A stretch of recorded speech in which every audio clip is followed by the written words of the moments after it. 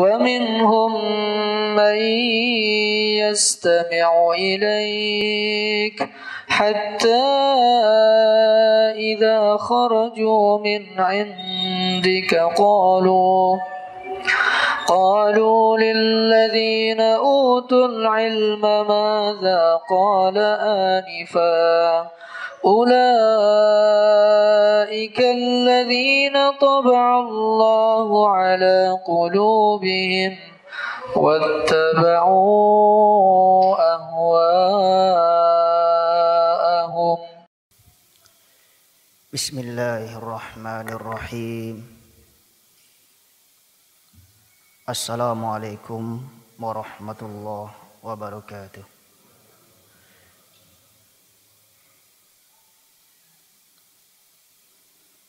إن الحمد لله نحمده تعالى ونستعينه ونستغفره ونعوذ بالله من شرور أنفسنا ومن سيئات أعمالنا. من يهده الله فلا مضل له ومن يضلل فلا هادي له. وأشهد أن لا إله إلا الله وحده لا شريك له وأشهد أن محمدا عبده ورسوله. يا أيها الذين آمنوا اتقوا الله حق تقاته ولا تموتن إلا وأنتم مسلمون. يا أيها الناس اتقوا ربكم الذي خلقكم من نفس واحدة وخلق منها زوجها وبث منهما رجالا كثيرا ونساء واتقوا الله الذي تساءلون به والأرحام إن الله كان عليكم رقيبا. يا أيها الذين آمنوا اتقوا الله وقولوا قولا سديدا يصلح لكم أعمالكم ويغفر لكم ذنوبكم ومن يطع الله ورسوله فقد فاز فوزا عظيما. أما بعد فإن أصدق الحديث كتاب الله وخير الهدى هدى محمد صلى الله عليه وعلى آله وصحبه وسلم. وشر الأمور محدثاتها فإن كل محدثة بدعة وكل بدعة ضلالة وكل ضلالة في النار. إخوة الإيمان عزني وعزكم الله. Bapak Ibu sekalian, jamaah salat subuh Masjid As-Sof yang saya hormati,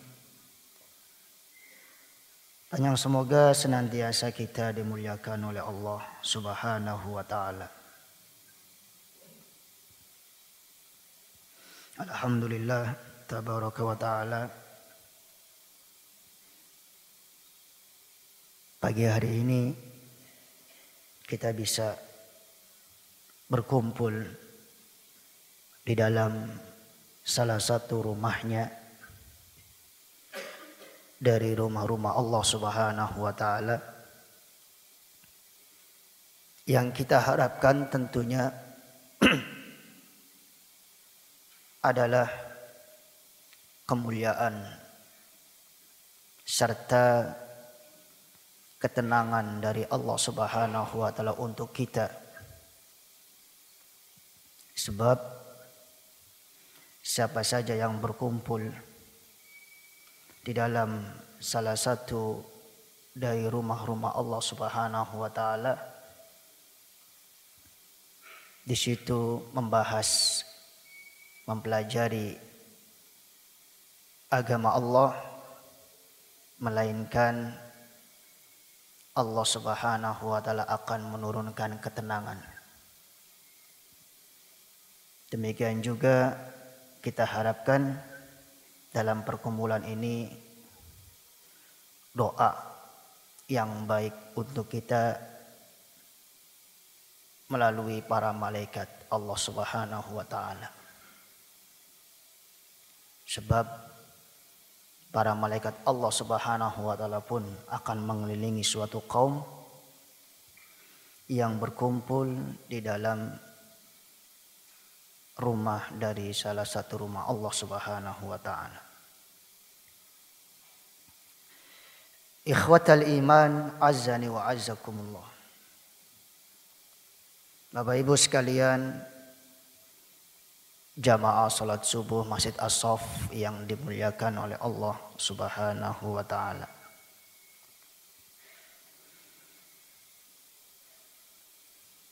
Kita hidup di suatu zaman di mana kecenderungan dan kecintaan mayoritas manusia terhadap perkara dunia sudah mulai sangat berlebihan. Mungkin hal ini adalah pembenaran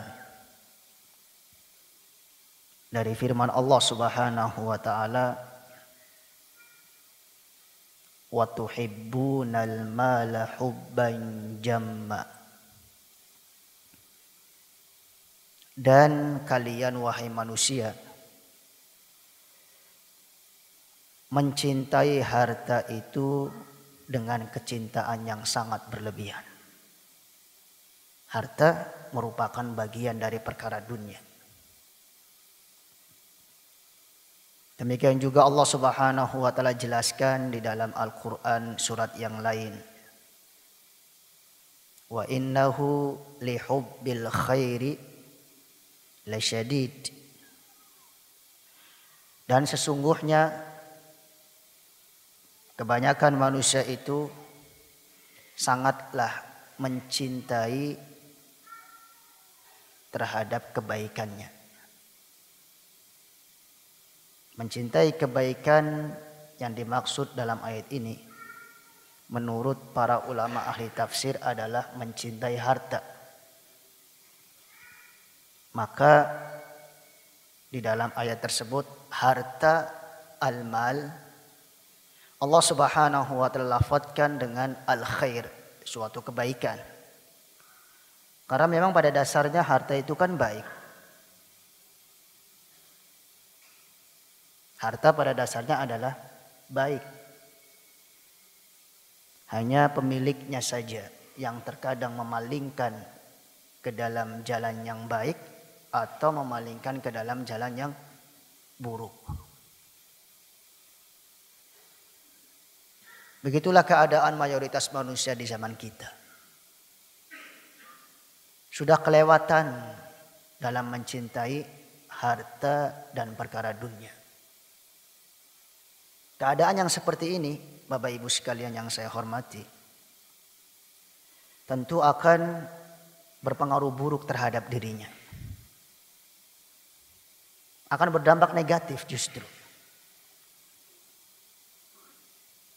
Yang pertama, bisa dikatakan manusia yang sangat mencintai hartanya, terlalu berlebihan dalam mencintai dunianya, akan menjadikan dia merasa terkagum-kagum terus terhadap perkara dunia. Sehingga nantinya melalaikan kehidupan akhirat. Manusia akan terasa indah apabila sudah melihat dunia. Ini sebagaimana yang dialami oleh orang-orang kafir yang Allah Subhanahu wa taala gambarkan tentang mereka di dalam Al-Qur'an surat Al-Baqarah. Zuyyina lilladzina kafarul hayatud dunya Wa yaskharuna minal ladzina amanu wal ladzina taqaw fawqahum yaumal qiyamah. Wallahu yarzuqu may yasha bighairi hisab.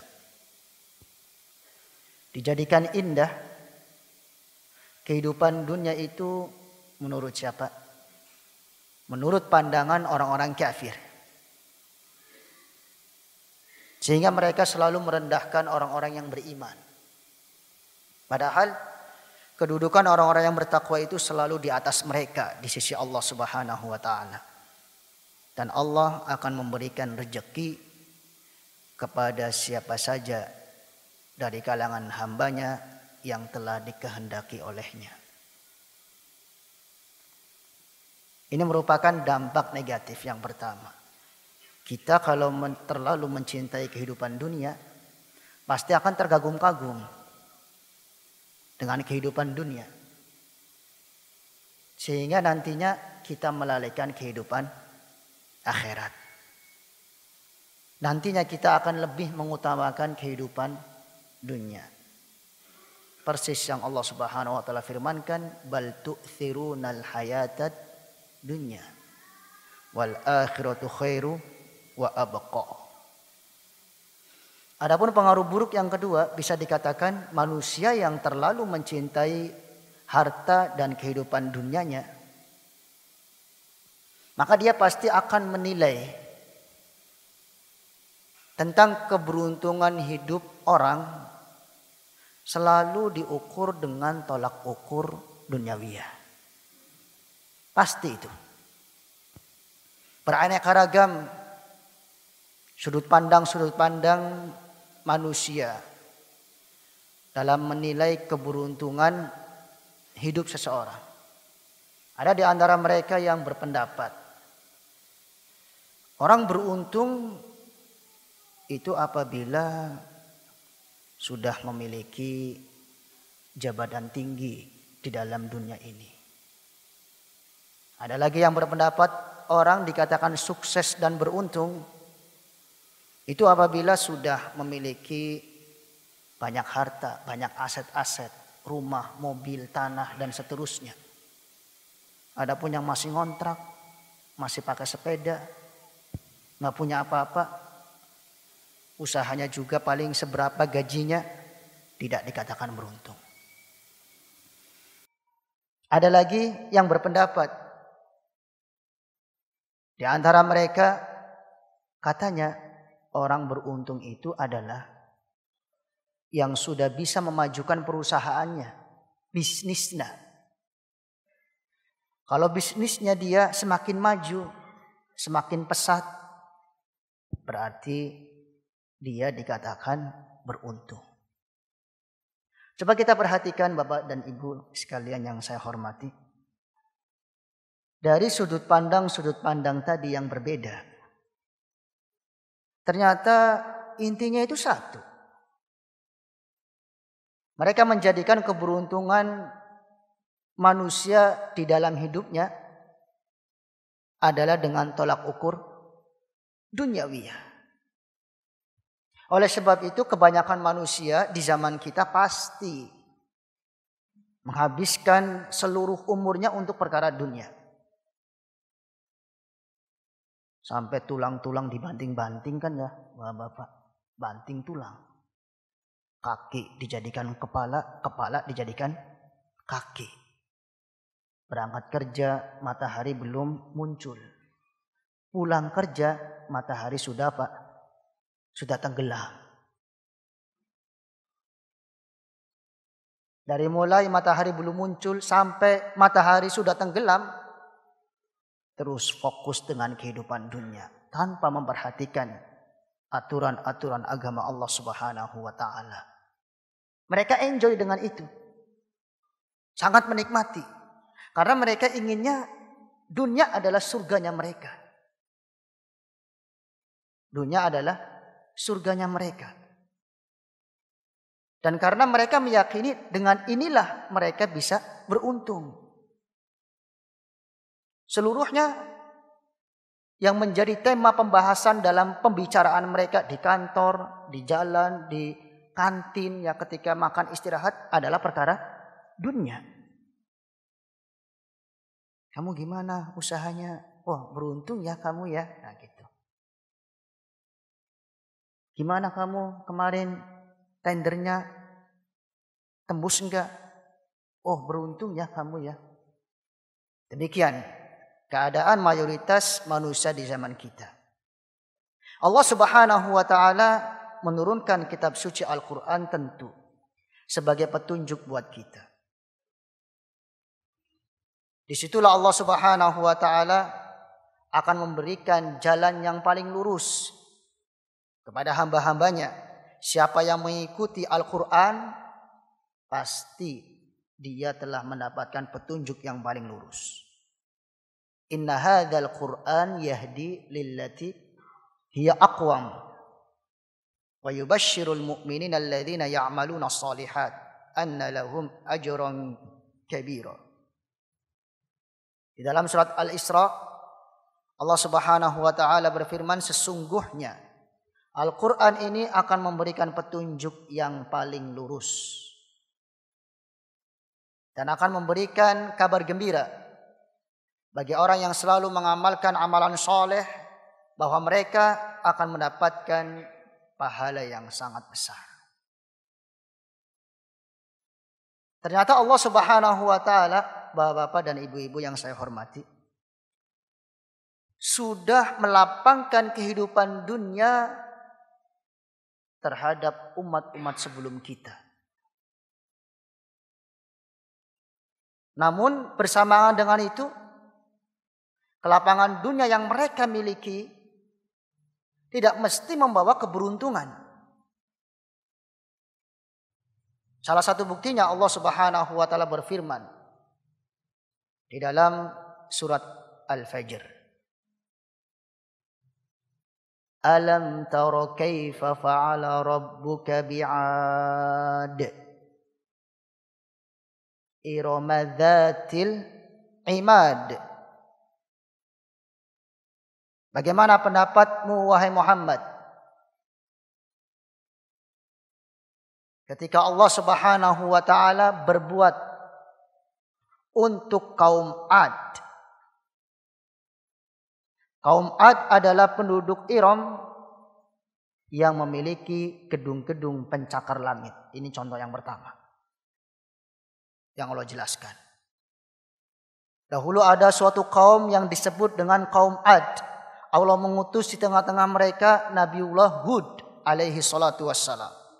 Ternyata mereka sangatlah mudah untuk membangun gedung-gedung pencakar langit. Berarti gedung-gedung yang sekarang kita lihat di Jakarta dan Tangerang itu ketinggalan. Sudah didahului oleh siapa? Kaum Ad. Bahkan Allah Subhanahu wa taala berfirman, allati lam yukhlaq mithluha fil bilad. Yang belum pernah terciptakan gedung setinggi seperti gedung yang dibikin dan dibangun oleh kaum Ad. Begitu hebat mereka. Sangat mudah membuat gedung-gedung pencakar langit. Berarti ilmu dunia mereka maju tentunya. Contoh yang kedua. Wa thamudal ladzina jabus sakhra bil wad. Lihatlah oleh Muhammad apa yang dahulu Allah perbuat terhadap kaum Thamud. Sudah Allah Subhanahu wa taala berikan kehidupan dunia yang sangat luas untuk mereka. Mereka adalah suatu kaum yang bisa menembus bebatuan-bebatuan, kemudian dijadikan di dalamnya tempat tinggal, gedung apartemen. Bagi mereka sangat mudah untuk melakukan seperti itu. Karena keahlian yang mereka miliki Allah Subhanahu wa taala sudah berikan. Contoh yang ketiga. Di sana ada umat sebelum kalian, wa fir'auna dzil autad. Fir'aun alaihi la'natullah, yang memiliki ribuan bala tentara. Kita mengenal sejarahnya Fir'aun, kurang apa kehidupan dunianya. Jabatan sudah tinggi. Sebagai apa? raja. Anak buah tentara juga sudah ribuan. Wa fir'auna dzil autad. Namun bersamaan dengan itu semua, dari mulai kaum Ad, kaum Tsamud, demikian juga Fir'aun, ternyata mereka selalu menyimpang hukum syariat Allah Subhanahu wa taala. Melampaui batas dari hukum Allah. Alladzina taghaw fil bilad fa aktsaru fihal fasad. Mereka selalu membuat kerusakan di dalam muka bumi ini dengan penyimpangan-penyimpangan mereka terhadap syariat Allah. Akhirnya Allah hukum fasabba alaihim rabbuka sauta adzab. Dengan memberikan cemeti azab kepada mereka. Kaum Ad kita kenal ya, di dalam Al-Qur'an Allah utus di tengah-tengah mereka angin yang sangat dingin. Sakharaha alaihim sab'a layalin wa thamaniyata ayyam. Angin tersebut mengelilingi mereka, mematikan mereka selama sab'ata ayyam, sab'ata layali wa thamaniyata ayyam. 7 malam 8 hari. Sehingga mematikan mereka semuanya. Anginnya itu begitu sangat dingin. Enggak kuat. Kita bisa bayangkan kalau kita keluar dari rumah malam-malam ataupun sebelum subuh pada musim di saat angin itu sangat dingin, nggak kuat kita. Nggak pakai jaket, nanti akan berdampak buruk terhadap kita. Itulah kaum Ad. Kemudian kaum Tsamud juga sangat jelas bagi kita. Allah Subhanahu wa taala utus di tengah-tengah mereka Nabi Saleh, namun mereka tidak mau mengikuti Nabi Saleh. Akhirnya Allah berfirman tentang kehancuran kaum Tsamud, inna arsalna alaihim sayhatan wahidah. Kami kirim kepada mereka petir yang sangat kencang, yang sangat mengagetkan mereka suaranya sehingga mematikan mereka. Tempo hari saya pernah naik motor, tiba-tiba ya petir itu subhanallah suaranya wah, sampai langsung berhenti sejenak, kaget. Mungkin kalau jantungan Bapak-bapak sudah tahu ya apa akibatnya nanti. Bisa jadi jatuh langsung. Itu petir yang sekarang kita alami. Jauh lebih besar daripada petir yang sudah Allah kirim di tengah-tengah kaum Tsamud, kaumnya Nabi Saleh. Fir'aun apalagi? Tidak asing lagi di tengah-tengah kita kisahnya. Jabatan dia, tentara dia tidak bisa menyelamatkan dia di saat dia ditenggelamkan oleh Allah Subhanahu wa taala di dalam lautan Mesir. Allah Subhanahu wa taala pada saat membelah laut menjadi 2, kemudian dilewati oleh Nabi Musa dan pengikutnya, giliran Fir'aun dan bala tentaranya Allah tutup kembali. Akhirnya mereka ditenggelamkan. Mati semuanya. Hanya Allah Subhanahu wa taala jadikan jasad Fir'aun utuh sampai sekarang karena sebagai pelajaran untuk orang yang hidup sesudahnya nanti. Dengan demikian kemegahan dunia, kehidupan yang selalu bercukupan di dalam dunia ini, apabila tidak dibarengi, diiringi dengan akidah yang benar, pasti tidak membawa keberuntungan. Maka sudut pandang manusia yang berbeda-beda tadi Allah Subhanahu wa taala batilkan di dalam Al-Qur'an. Sebab Allah Subhanahu wa taala jelaskan justru cara yang benar yang harus kita raih supaya menjadi hamba Allah Subhanahu wa taala yang beruntung. Pertama adalah luruskan keimanan kita masing-masing. Luruskan akidah kita. Kalau orang kafir, jelas telah luput dari dia pondasi keberuntungan hidup. Yaitu apa? Keimanan. Allah Subhanahu wa taala berfirman, Qad aflahal mu'minun.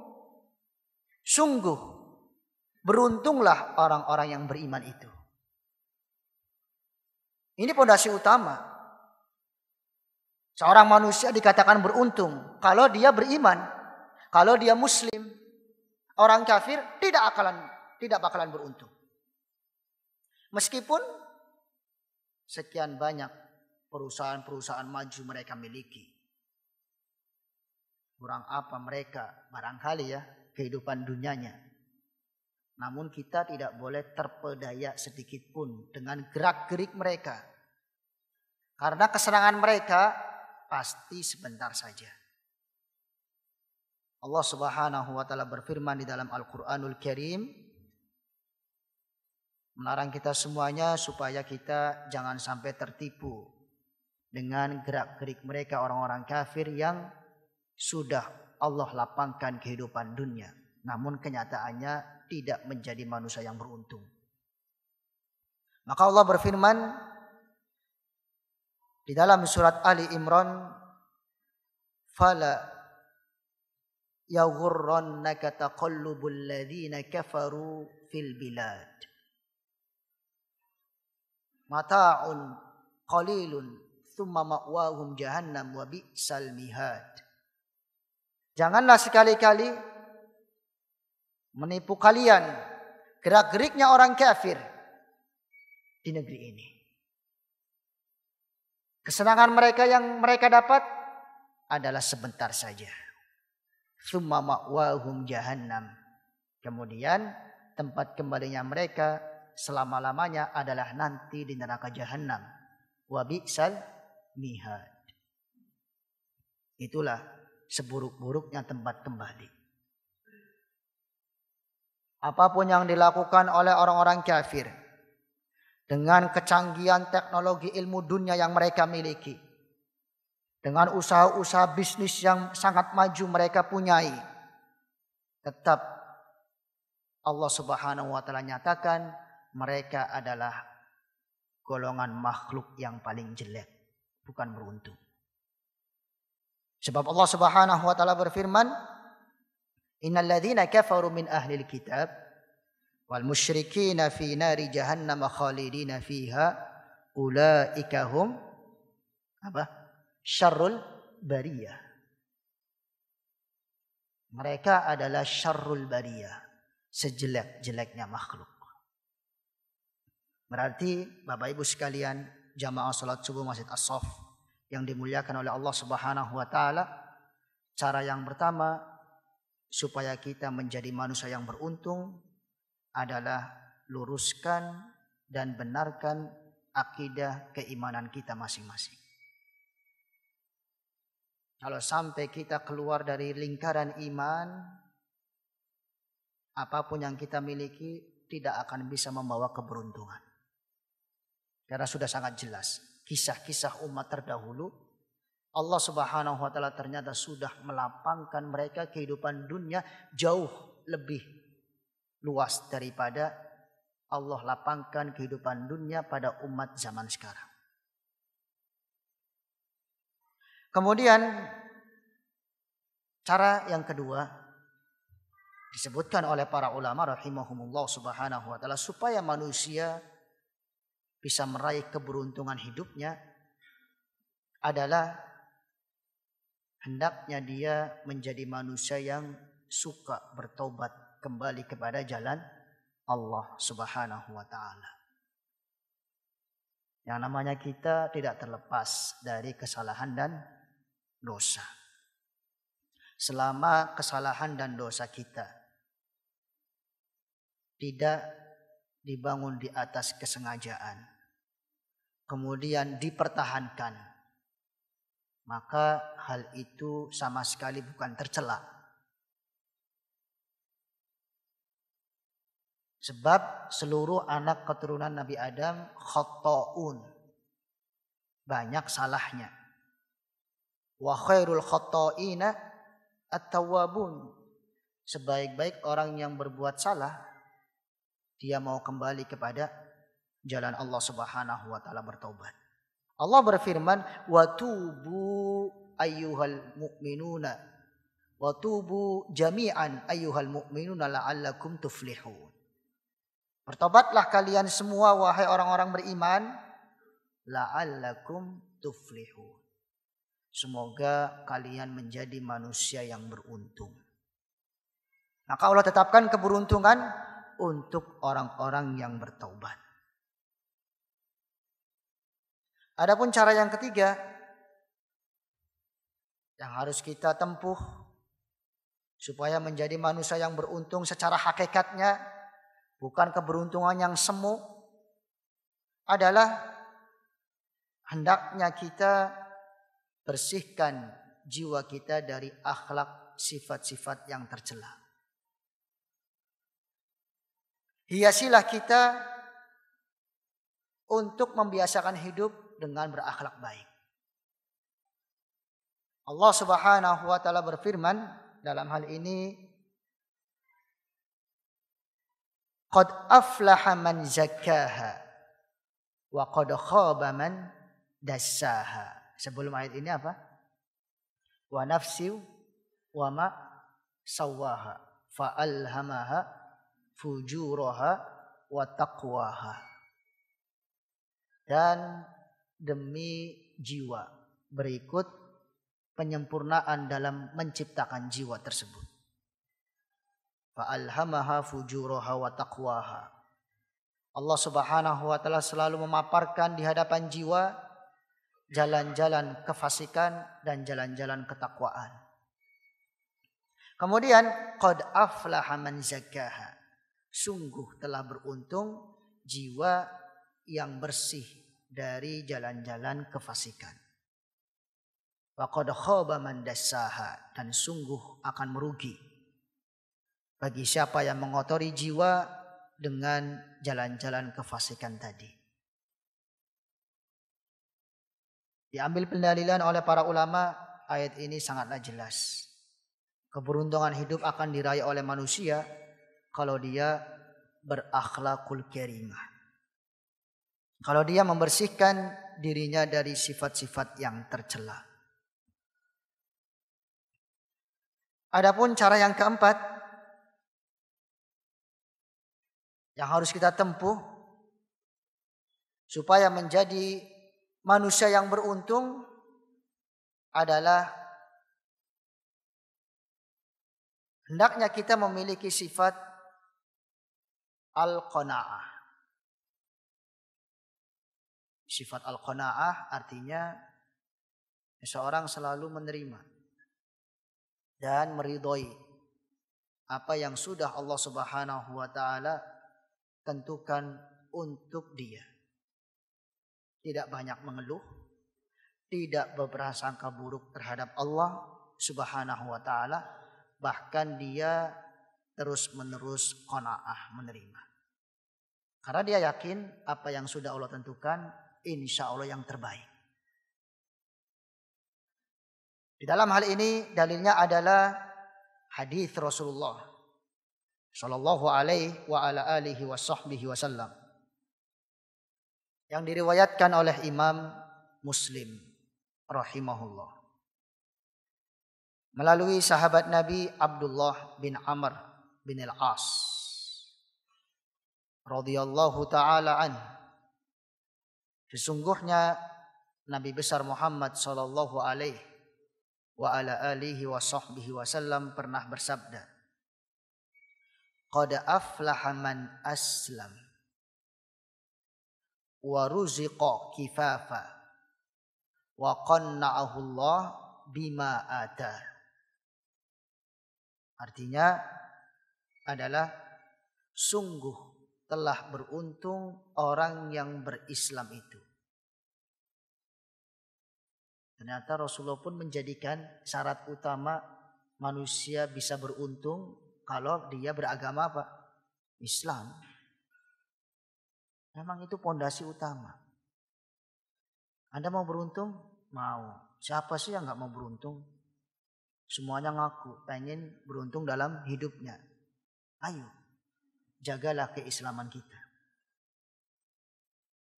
Kalau sampai keluar dari lingkaran Islam, sudah pasti tidak akan beruntung.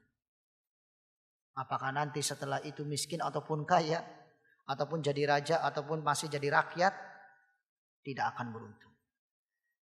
Orang-orang kafir, apa yang mereka usahakan itu sia-sia di hadapan Allah Subhanahu wa taala. Meskipun misalkan ada orang kafir, saya mau nyumbang nih untuk pembangunan masjid sebanyak 1 miliar. Nah, ini kan amalan baik ya, mulia. Namun dia masih kafir, masih beragama Kristen ataupun yang semisalnya, tidak bakalan dianggap oleh Allah Subhanahu wa taala. Allah jadikan amal baik orang-orang kafir pada hari akhirat seperti debu yang berterbangan. Enggak ada apa? Enggak ada bobotnya. Kalau amal baik yang mereka miliki tidak berbobot, bagaimana mungkin akan membawa keberuntungan hidup? Makanya jagalah keislaman kita dengan semangat terus-menerus mempelajari ilmu akidah, mempelajari ilmu tauhid, supaya Allah Subhanahu wa taala mematikan kita semua dalam keadaan muslim dan di atas sunnah Rasulullah sallallahu alaihi wa ala alihi washabbihi wasallam. Rasul bersabda, "Qad aflaha man aslam." Beruntunglah orang yang berislam. Wa ruziqa kifafa. Dan diberi rezeki, dia anggap merasa cukup. Wa qanna'ahu Allah bima ata. Dan Allah anugerahi dia, orang tersebut, sifat qanaah. Berarti ada 3 dalam hadis itu. Yang Rasulullah jelaskan kapan manusia bisa beruntung. Pertama Islam. Kedua adalah merasa cukup terhadap pemberian Allah Subhanahu wa taala. Enggak minta-minta kepada yang lain. Kaya hati itu namanya orang. Hatinya sudah kaya, sudah cukup. Enggak gampang apa? Minta-minta. Tidak mengandalkan pemberian orang lain. Karena dia sudah merasa cukup terhadap apa yang Allah rezekikan kepadanya. Dan yang ketiga, qanaah, menerima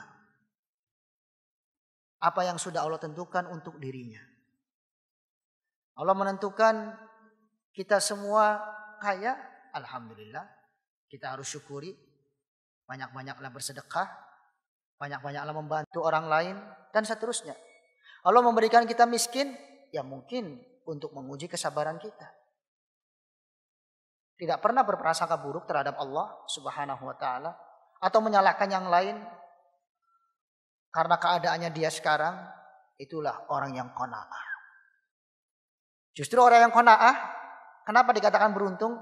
Karena nanti dia akan tenang hatinya. Dia akan bisa merajai dunia justru. Sebagaimana kata Imam Syafi'i rahimahullah subhanahu wa ta'ala. Yang layak menjadi raja dunia adalah orang yang qanaah. Kalau orang sudah punya saldo tabungan misalkan miliaran rupiah. Aset-aset yang berharga juga sudah dia miliki. Mobil, rumah, tanah dan seterusnya. Tapi dia ini selalu terus-menerus diatur dan diperbudak dunia. Bukan jadi raja dunia ini. Tetapi masih jadi apa? Prajurit. Masih jadi anak buah. Bandingannya dengan orang lain. Sekarang orang yang kedua. Hidupnya pas-pasan. Ngontrak. Ya. Misalkan saja.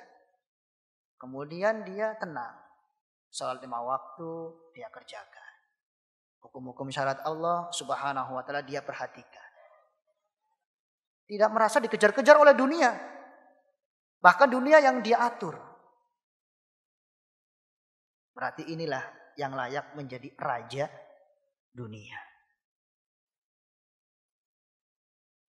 Ali bin Abi Thalib menasihati kita semua, kunu min abnail akhirah. Jadilah kalian semua anak buah negeri akhirat.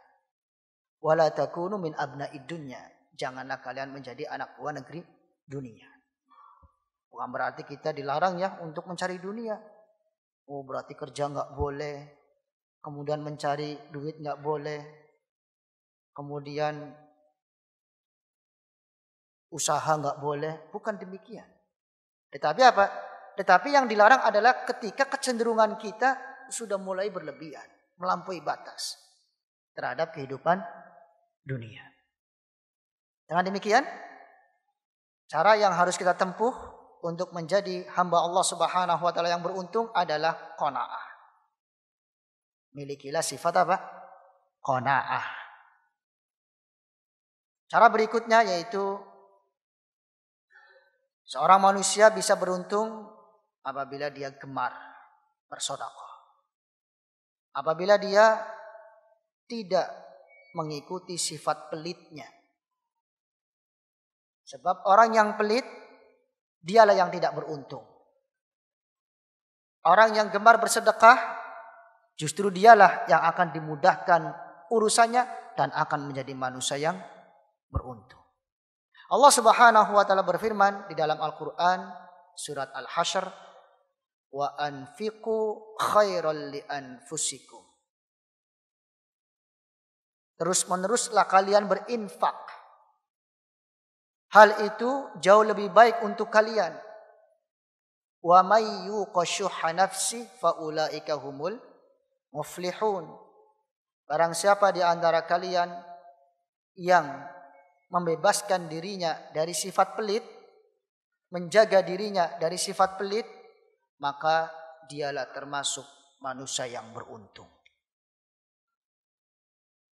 Terkadang pikiran kita ini semakin memberi orang lain dengan pemberian-pemberian yang banyak, dengan keseringan, maka pikiran kita akan dihantui. Wah, akan bangkrut nih.